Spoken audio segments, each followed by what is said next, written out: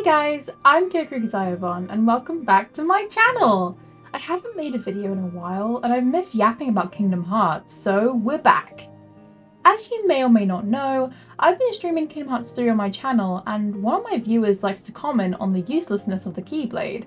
Now, these comments are definitely a joke, but they got me thinking, how powerful is the Keyblade? And after some thought, I realised how interesting the weapon really is. At the beginning of the story, there is so much mystery surrounding it, but at this point, everyone and their mum has a Keyblade. So what is the Keyblade? Is it a powerful weapon or just a silly fictional blade that was made to appease Disney's child-friendly image? When thinking of Kingdom Hearts, the Keyblade is one of the first things that comes to mind, as it's just so iconic, both aesthetically and in-game. The story of the games revolves around the Keyblade wielders, Sora in particular, and it's the main focus of the game's combat system. Your approach to combat, such as whether you prefer a magic or physical attack, heavily relies on the Keyblade you decide to wield, as each Keyblade has different stats. So let's now discuss the beginnings of the Keyblade in Kingdom Hearts 1. In the first game of the series, the Keyblade is treated as a mythical object, one that only a chosen one could wield. Multiple characters are aware of the weapon's existence, such as the Disney and Final Fantasy characters, who both admire the power of the Keyblade, while also showing concern towards Sora, as they believe that he wasn't strong enough to wield something so powerful. Apart from fighting, the Keyblade is used to seal worlds, protecting them from the darkness. This alone makes the Keyblade pretty OP in universe, as it's the only thing that can prevent darkness from taking over worlds completely. But in the wrong hands, the Keyblade can, and will, be used to aid the darkness.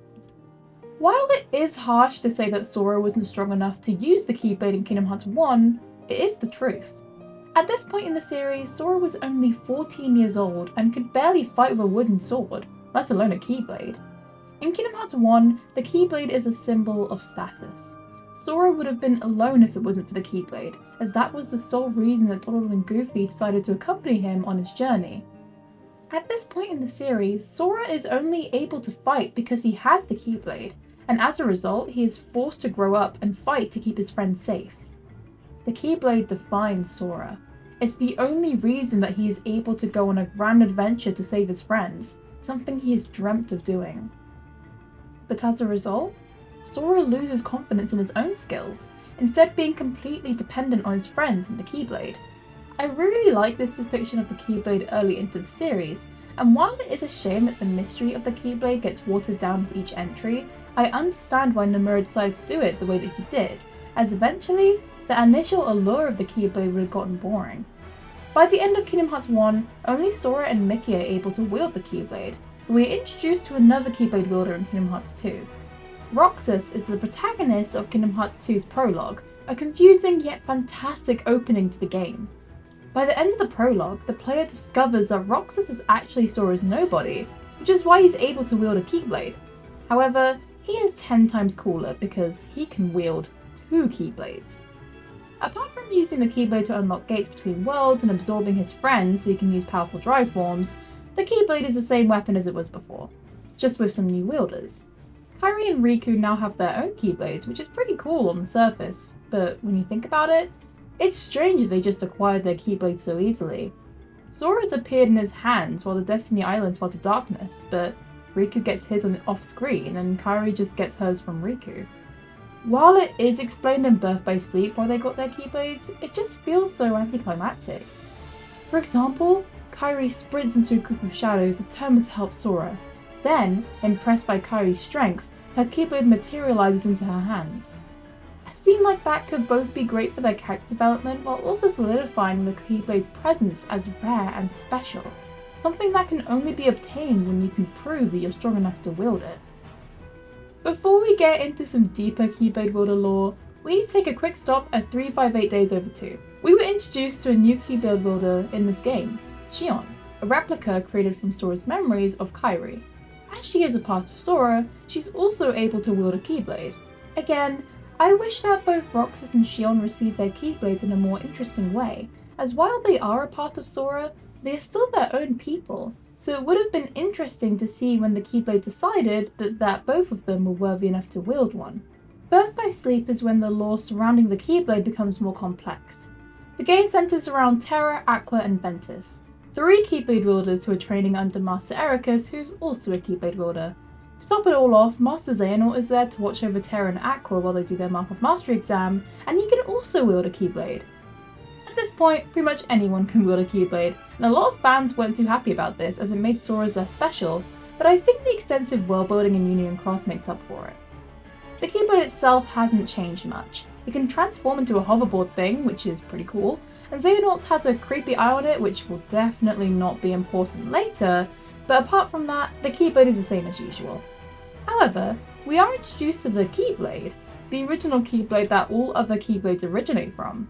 It's also the most powerful, as it can open Kingdom Hearts, the heart of everything. Although you can't really tell, as its design is pretty boring in my opinion. We find out that the Destiny Island trio are able to wield Keyblades to Terra and Aqua. Terra formally did the ceremony with Riku, while Kairi just touched Aqua's Keyblade by accident, allowing her to wield the Keyblade in the future. With Sora though, it's more complicated.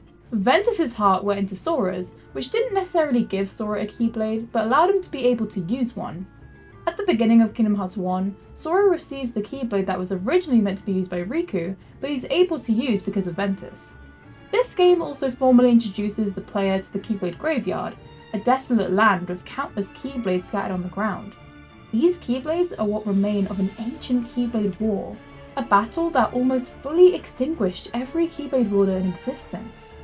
By the end of the game, the trio have all gone in completely different directions.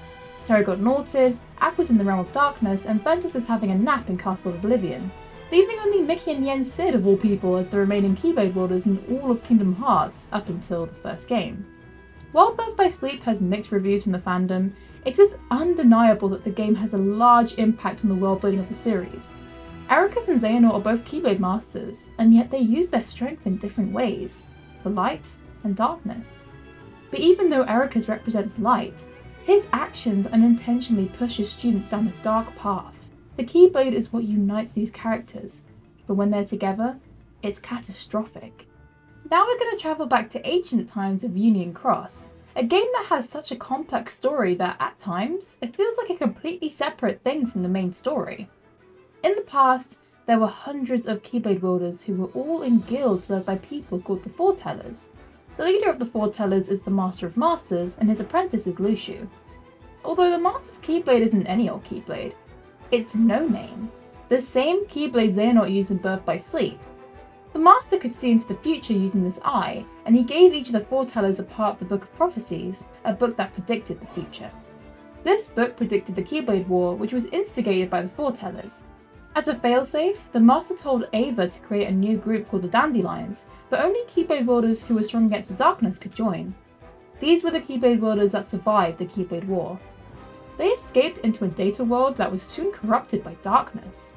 Only a few of them could escape, but in doing so, they were transported into the future. This included Lauriam, Elrena, and Ventus. While we are unaware of where Skuld went, we can assume that she is the girl that Axel and Saïx talk about in Kingdom Hearts 3. Ephema decides to stay in the present, determined to continue the legacy of Keyblade wielders. Through Brain, we discover that he is a founder of Scarlet Ed Kylum, the place where Ericus and Xehanort are from.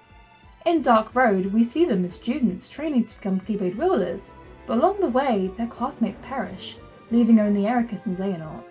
By this point in the story, I've realised that all the Keyblade wielders in Kingdom Hearts were surrounded by tragedy. Whether they're killed, lost, or the ones that cause pain in the first place. The Keyblade corrupts people, gets them drunk with power, and other Keyblade wielders have to do everything they can to protect everything they've known and loved. The Sea Salt Trio, the Wayfinders, and the Destiny Island Trio were all torn apart because of the Keyblade.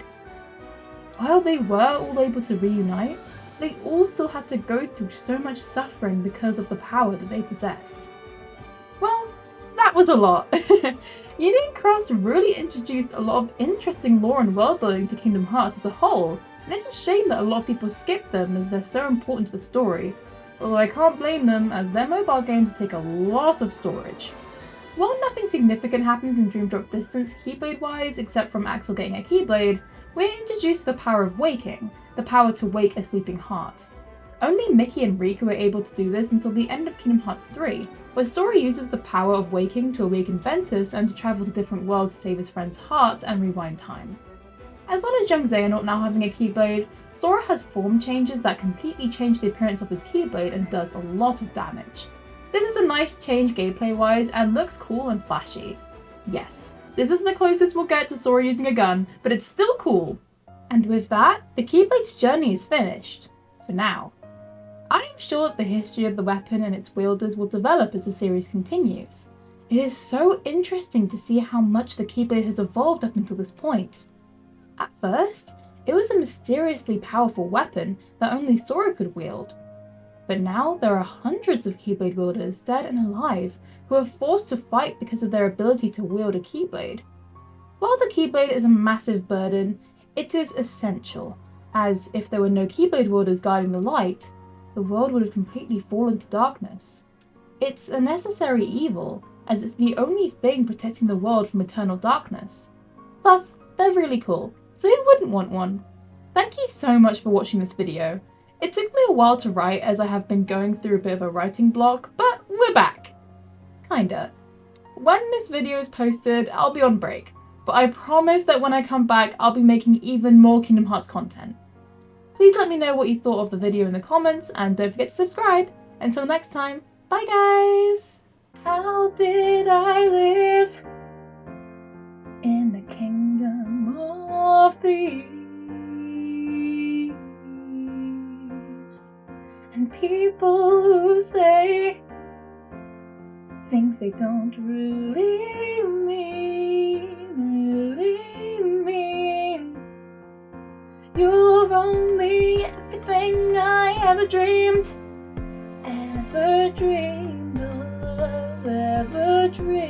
of. You must be kidding me, did you really think I could say you? I want you for a lifetime, so if you're gonna think twice, baby, I don't wanna know, baby, I don't wanna know, everything is just right, but if you're gonna think twice, baby, I don't wanna know.